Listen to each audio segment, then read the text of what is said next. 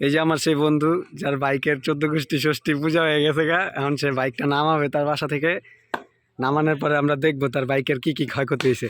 সে এখন নিয়ে খুবই ব্যস্ত একজন ম্যান, দেখেন খুব নিউট্রাল অবস্থায় আছে।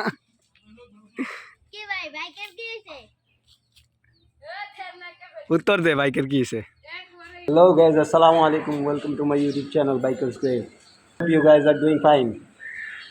এখন যাচ্ছি হচ্ছে গাজীপুর মিরের বাজার আমার এক ফ্রেন্ডের বাসায়।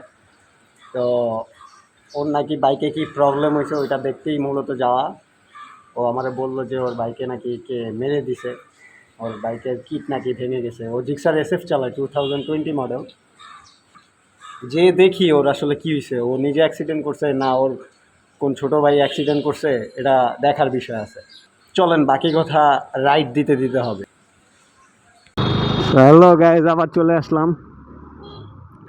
দেখেন গাছপালা হয়েছে আল্লাহর রহমত, আর এগুলা কাইটা কাইটা আমরা দুর্যোগ ডাইকা আনি। গাছপালার নিচ দিয়ে বাইক চালাইতেছি, এখন একটু ঠান্ডা লাগতেছে। ভাই রাস্তায় যে কি পরিমাণ রোদ, উফ! এরকম যদি প্রত্যেকটা রাস্তা আবার আগের মতো হয়ে যেত। আমার মনে আছে এখনও, যখন মিরপুর 14 নম্বর রোডে বাহন নামের একটা বাস চলতো, হ্যাঁ, তখন মিরপুর 14 থেকে আপনার মিরপুর 10 পর্যন্ত রাস্তায় গাছের অভাব ছিল না, প্রচুর গাছ ছিল। এখন আপনি মিরপুর 14 থেকে মিরপুর 10 নম্বর যাওয়ার সময় দেখবেন গাছই নেই। আর ঠাড়া পড়া রোদ, মাথার মগজ মনে হয় যে গইলা গইলা বাইরে হয়ে যাব। এই যে চলে আসছি আবার। তো কথা হয়েছে, আমার বন্ধুর বাইক কয়দিন পর পরই খালি মাইরাই দেয়, আর ও নাকি মারে না, মারে ওর ছোটো ভাইরা। আমি বলছি এক হাতে বাইক চালা, না সে সবাইরে বাইক দেয় আর মারা খায়। এটা তো আর কারো দোষ নেই, তাই না? যারা মনে করেন আমার মিটারে একটা প্রবলেম আছে, হ্যাঁ, আসলেই মিটারে একটা প্রবলেম আছে, মিটার জিরো হয়ে থাকে। এটা হচ্ছে কী যেন একটা হয়েছে, আমার কেবলটা ডিস্টার্ব দিছে, আমি আর এটা চেঞ্জ করি নাই। কারণ আমার আবার একটু চালানোর পরে বাইকটা একটু গরম হওয়ার পরে মিটারটা অটোমেটিক আসে। এই যে এখন দেখেন মিটারটা কিন্তু এখন আবার ঠিক হয়ে আছে। এই জন্য আর কি চেঞ্জ করি না, আসলে দরকার হয় না। যেগুলা এমনিতে বাইকের অন্য কোনো স্পেয়ার পার্টস যেগুলো সমস্যা হলে আমার রাইডিংয়ে প্যারা হয়, আমি মন মতো চালাইতে পারি না, ওইগুলা ইনস্ট্যান্ট কাজ হয়ে যায়। শুধুমাত্র এই একটা জিনিস যে আজকে অনেক দিন যাবৎ পড়ে আছে, কারণ আমার লাগে না আসলে মিটার। ও রোদে ঝালাপালা হয়ে গেলাম। এই ফ্লাইওভারটায় বাইক চালায় আমার খুব ভালো লাগে। ফ্লাইওভারটা একটা না আপনার সেই গাজীপুর বোটবাজার মেবি যাওয়া যায় এখন। আমি আসলে এটা সঠিক ইনফরমেশনটা দিতে পারছি না, কারণ আমি ওদিকে যাই নাই কখন। আমি এদিক দিয়ে স্টেশন রোড নেমে যাই সবসময়, কারণ স্টেশন রোড দিয়ে মিরের বাজার হয়ে আমি আমার ফ্রেন্ডের বাসা যাই। এগুলো সব গাছ ছিল, সব গাছ, একটা গাছও নাই। এই স্টেশন রোডে একটা সময় ভাই আসলে মনে হইতো জানটা বাইরে হয়ে যেতেছে। রাস্তা কাজ যখন চলছে, ব্রিজের নিচের রাস্তা ঠিক নাই, কিন্তু উপরে কাজ করতেছে, গাড়ি ঘন্টার পর ঘন্টা। আমার অফিস ছিল আপনার উত্তরা 4 নম্বর সেক্টরে। আল্লাহ, এমনও দিন গেছে অফিসে যাইতেই পারিনি আমি। আপনার 3 ঘন্টা যাবত জ্যাম ঠেলা নিকুঞ্জর থেকে আবার ইউটার্ন নিয়ে বাসায় চলে গেছি। কি করব, যাইতে পারি না। রাস্তার পিচের কি অবস্থা, মনে হইতেছে যে ওই যে আলকাতরা থাকে না, আলকাতরাগুলো আলাদা হয়ে যেতেছে, এরকম একটা অবস্থা। আর আমি তো রাইড করতেছি, আমি বুঝতে পারতেছি যে মাটি মানে রাস্তার নিচের থেকে কি পরিমাণ হিটটা আসতেছে। আমার পা পুরা অবস্থা খারাপ গরমে। পিচের কালার দেখেই তো ভয় লাগতেছে, চাকা টাকা আবার উইরা টুইরা যায় নাকি গরমে। ওই যে ওই পাশে হচ্ছে রেল লাইন। এর না মামা, ঢাকা সুনামগঞ্জের কথা বলেই মনে পড়লো যে টাঙ্গুয়ার হাওয়ে গেছিলাম, সে অনেক কাল আগের কথা। নীলাদ্রিতে ডুবানোর মজাই অন্যরকম। যারা গেছেন তারা তো জানেনই, আর যারা যান নাই তারা অবশ্যই যাবেন। আর আমি আপনাদের জন্য কষ্ট করে ভিডিও করি, এগুলো যদি ভালো লেগে থাকে অবশ্যই লাইক কমেন্ট শেয়ার করবেন এবং সাবস্ক্রাইব করবেন। একটা গুলি করে দেবেন সাবস্ক্রাইবে। এ না মামা, আমার এখনো স্পষ্ট মনে আছে মৌলভীবাজার চায়ের যেই মূর্তিটা, ওই মূর্তিটার সামনে আমরা দাঁড়ায় ছবি তুলতেছি প্রায় 10 জন।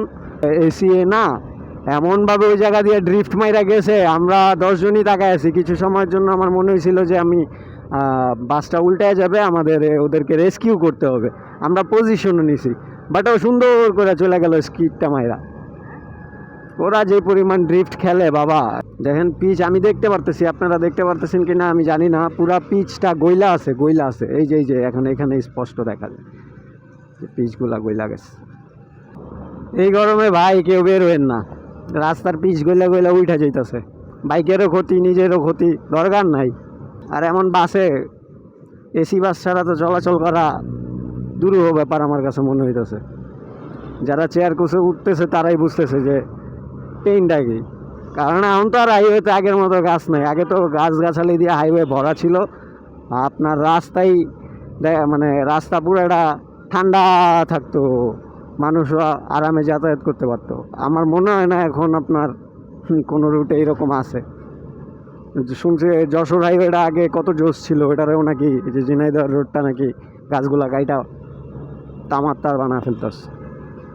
ওরে ওভারটেক করা দরকার। অনেকক্ষণ ধরে আপনাদের সাথে কথা কইতে কইতে আস্তে আস্তে ওর পিছনে চালাইতেই আছি। আমার মনে হইতেছে হঠাৎ করে যে ওরে ওভারটেক করা দরকার।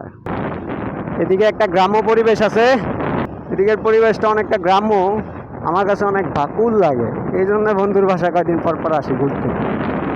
রাস্তাগুলো দেখছেন অমায়িক বানায় রাখছে, একদম তেল তেলে ফ্রেশ, চালাইতেই অন্যরকম মজা। আমরা খুব কাছাকাছি আছি আমার বন্ধুর বাসার, এটা হচ্ছে আপনার মেঘডুবি। ওই দেখছেন রাস্তায় কি ফেলা রাখছে, মারাত্মক দুর্ঘটনা। এই জায়গায় ব্রেকে চাপ দিলেই আপনার যদি একটু স্লিপ ট্লিপ খাওয়ার চান্স থাকে। এগুলো সাধারণত আমরা মাঝে মধ্যে তো হাইওয়েতেও আমি দেখতে পাই, রাস্তা ব্লক। আরেকজনের নানির রোডে চলে এসেছি আমরা। এইবার দেখেন ধান মারার কাজ চলে এই জায়গায়, চিন্তা করছেন? উফ, পরিবেশটা অসাম না? কুল।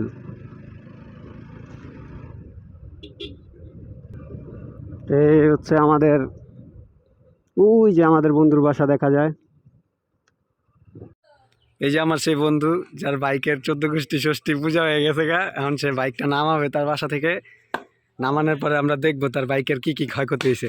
সে এখন ব্যস্ত একজন ম্যান, দেখেন খুব নিউট্রাল অবস্থায় আছে। উত্তর দে, বাইকের কি হয়েছে? গাইজ ওর বাইকটা বের করে দেখাবো ভাবছিলাম, ওর বাইকটা বের করার মতো পজিশনেও নাই, সেই জন্য আর কি আর বের করা হলো না। কিন্তু ঘরের ভিতরে একটু আলোর প্রবলেম আছে, তারপর আমি দেখাচ্ছি যে ওর বাইকটা আসলে কি কি হইল, কি ধরনের ক্ষতি হইল। গোলাপ ফুল গাছ কাটা লেগে গেছিল। এই যে আমাদের বাইক মামা,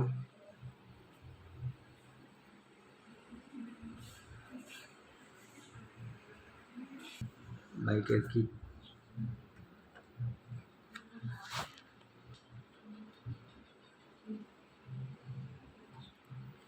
যে এইদিকে রশি দিয়া বাইক রাখছে।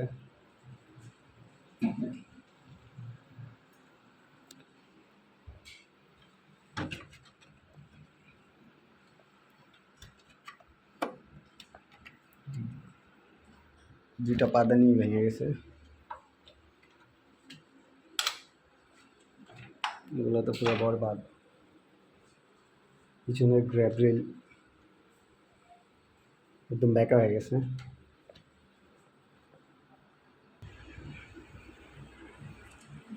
কথায় পুরো ভসকে গেছে। এটা অনুরা গেছে হেডলাইট। বাইকটার যান শেষ। এই যে পুরা বাদ।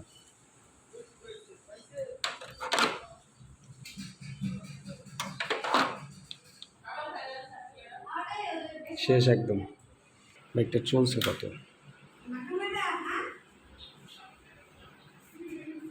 40,732। তো ভাই টোটালি 20,000 টাকার মামলা তো আছে এখানে। আমার বন্ধু 20,000 টাকার চুনা খেয়েছে, বন্ধু ছোট ভাই নাকি নিয়ে অটোতে ভরা দিছে। এর আগেও একবার ভরছে, কিন্তু সে এখন কী করার আছে বলেন, ওরে আমি বলছি বারবার যে এক হাতে বাইক চালাইতে, যারা না পারে বা ভালোভাবে বাইক চালাইতে পারে না তাদের হাতে বাইক না দিতে, কিন্তু সে কোনো কথাই শুনে না। সে কি করে, বাইক দিয়া দেয়, আর এই দশা হয়। বাইকটা পুরো মাইরা ফেলছে বাইকটারে।